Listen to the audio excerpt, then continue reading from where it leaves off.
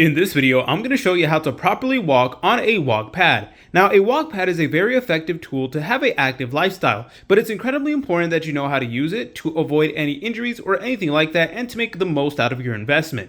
So the first thing you always want to do is you want to make sure that you put the walk pad in a flat surface. So don't put it anywhere where it's not necessarily flat or anything like that. Otherwise, that could result in serious injury. Now, another thing you want to do as sort of like a safety hazard is you want to avoid putting the walk pad on top of like any pillows or bed sheets or anything like that, because that is actually a fire hazard. So please don't go ahead and do that. I know that's not necessarily like a walking tip, but of course it is just good general knowledge.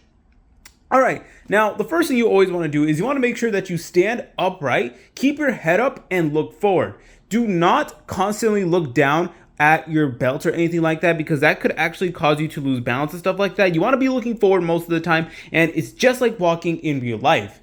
And of course, you want to make sure that you use a natural stride. So you want to step normally from the heel to the midfoot, then the toe, literally just like walking. And you don't need to like shuffle your steps or anything like that, because you're going to be on a built. And of course, you want to let your arms swing naturally as well. And also try to be as centered to the walk pad as much as possible. You don't want to like put your 2 feet all the way up here. Otherwise, that could actually cause some issues. You want to make sure that you do put yourself in the middle right over here to give you the most optimal results. So stay as centered as possible.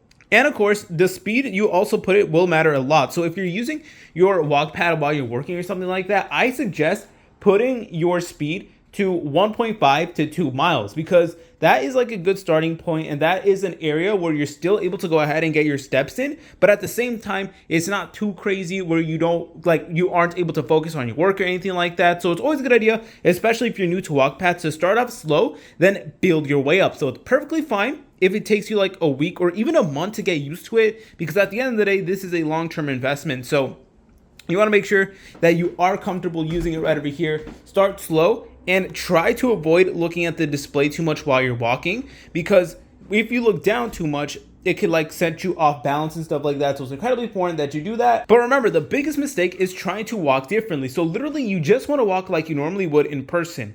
And of course, this goes without saying, don't try to walk backwards from the walk pad. That is going to cause serious injury. Don't do that, and make sure that you only go at one person at a time. And of course, if you're someone who's a little bit elderly, or you're trying to use this with someone who is a little bit on the older side, then honestly, I recommend putting this as slow as possible, starting them off really slow, because of course, the last thing you want to do is cause any injuries. So if you guys found this video helpful, make sure you like, subscribe. I'll see you in the next video.